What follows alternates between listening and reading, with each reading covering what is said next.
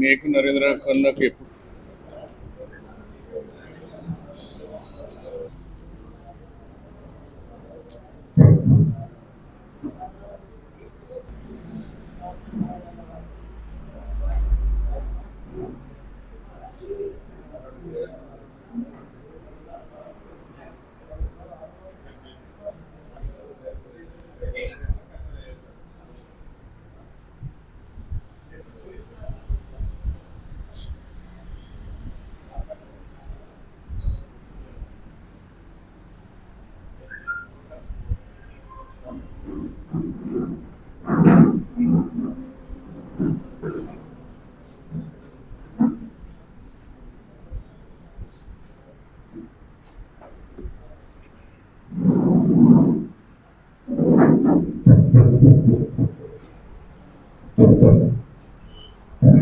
ఏం సపరేట్లు వస్తాను కొంచెం ముందడి పెట్టండి ముందడి తెచ్చిపెట్టు అట్లా చాలు నేను కొట్టుకుంటే సపోర్ట్ వస్తాను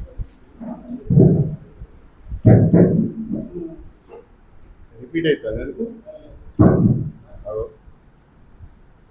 ఓకే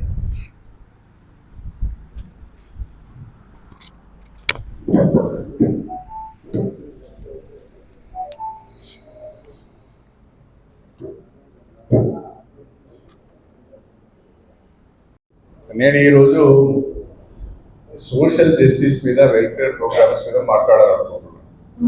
మిగతా విషయాలు మాట్లాడితే డైల్యూట్ అవుతుందేమో అని నా అభిప్రాయం. కాకపోతే రేపని ఉండనే మళ్ళీ మాట్లాడినప్పుడు చెప్తాను. ఎందుకంటే మీకు on the record of the record చెప్పేది ఏంటంటే ఉమ్మడి ఆంధ్రప్రదేశ్లో కూడా 5గురికి అవకాశం రాలేదు తెలుపులేదు. ఉమ్మడి ఆంధ్రప్రదేశ్లో కూడా 5గురికి అవకాశం రాలేదు.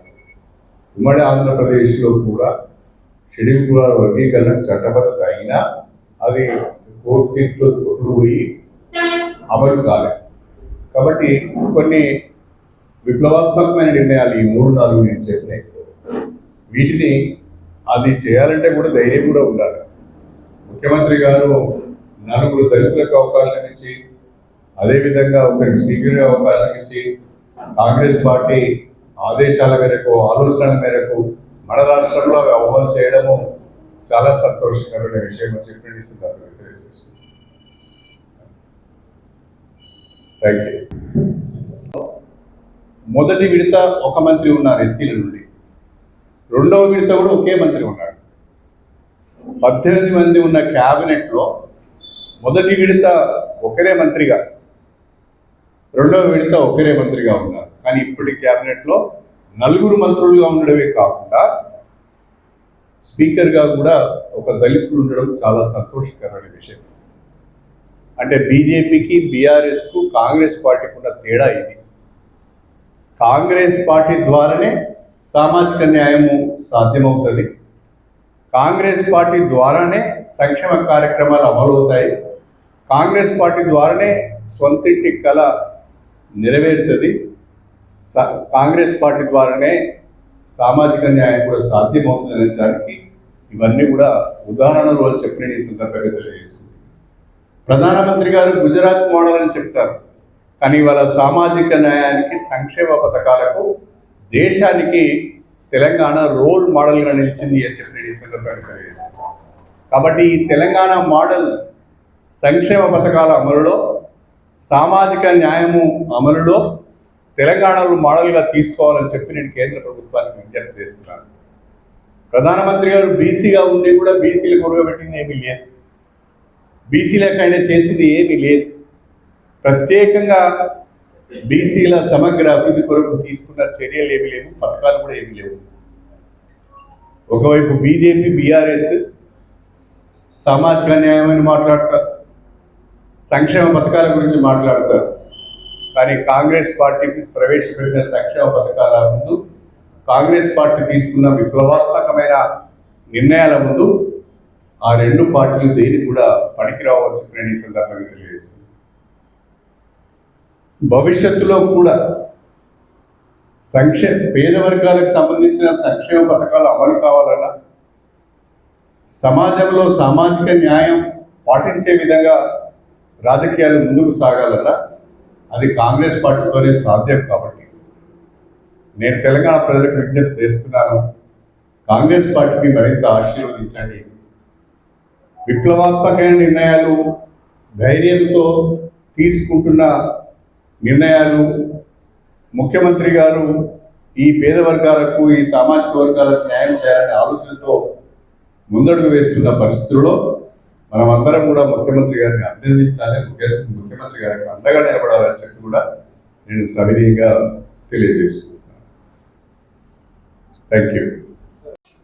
నాయకులందరికీ, మీడియా మిత్రులకు అందరికీ పేరు పేరున నా హృదయపూర్వకమైన నమస్కారాలు తెలియజేసుకుంటున్నాను.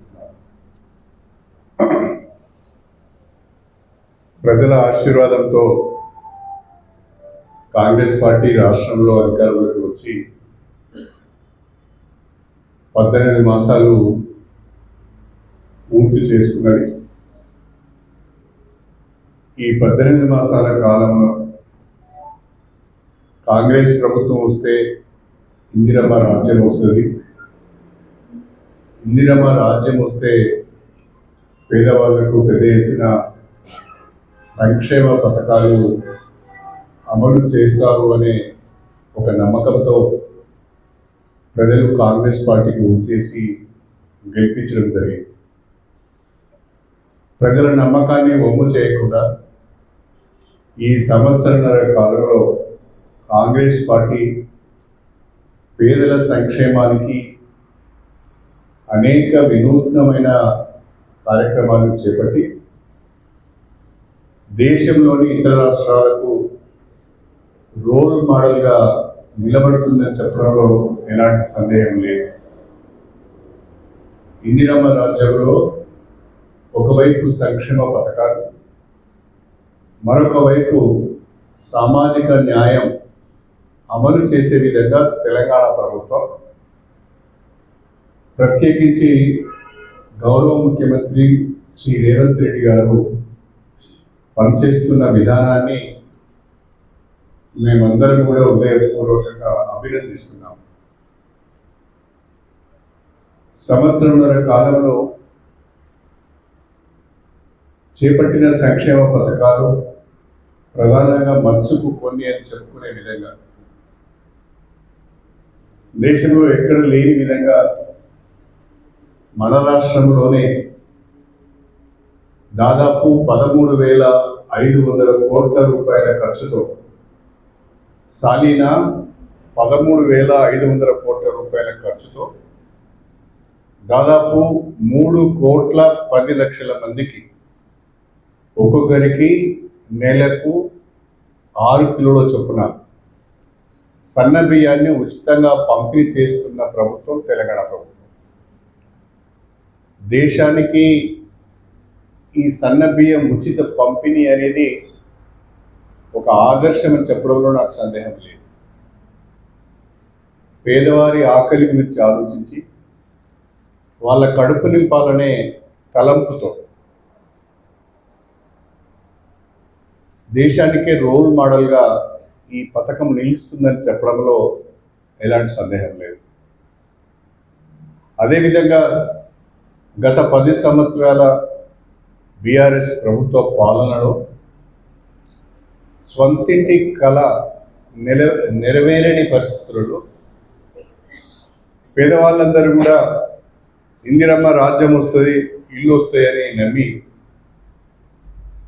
కాంగ్రెస్ పార్టీకి అవకాశం ఇస్తే